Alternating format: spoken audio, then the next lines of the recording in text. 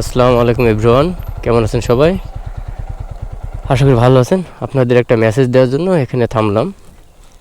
তো গাইস, বিষয়টা হচ্ছে এমন যে এই যে রাস্তার উপরে যে এইসব বিচিলগুলো রাখে, এটাতে যখন বৃষ্টি হবে তখন কিন্তু আপনার পানিতে এগুলো ভিজে কোনো বাইকার যদি এর প্রতি যায় তাহলে কিন্তু বাইকটা পিছলাবে।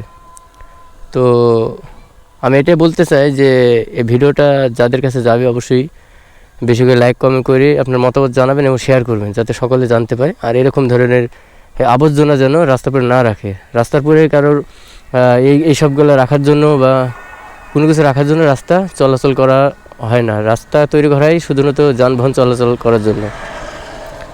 তো ভিউয়ার্স, আপনাদের মেসেজটা দেওয়ার জন্য ভিডিওটা করা। এইসব কাজ থেকে একটু বিরত থাকবেন। এই ভিডিওটার মাধ্যমে দেখা যাচ্ছে অনেকেই শিখতে পাবেন যে এই রাস্তার উপরে এগুলো করবেন না। আপনার অপর মুসলমান ভাই রাস্তার উপর দিয়ে যাই আপনার ক্ষতিগ্রস্ত হবে, অ্যাক্সিডেন্ট করবে। আমার নিজের চোখে দেখা একটা বাইকার এই বিচিলি বা এই মানে ময়লার উপর দিয়ে যখন যায় তখন ওই দিন বৃষ্টি ছিল, আর ওই বৃষ্টিতে সে স্লিপ কেটে পড়ছে। তো এটা কি চান আপনার অপর মুসলমান ভাই মানে এভাবে একটা ক্ষতিগ্রস্ত হোক? এই জন্য আপনারা একটু সচেতন হবেন, অপরকে ক্ষতির দিকে ঠেলে দেবেন না। তো এইসব কাজ থেকে একটু বিরত থাকবেন। হ্যাঁ, এগুলো হচ্ছে খুবই খারাপ, একটা দুঃখজনক। তো গাইস, এই মেসেজটা আপনাদের দেওয়ার ছিল। আপনারা অবশ্যই এই ধরনের কাজ করবেন না।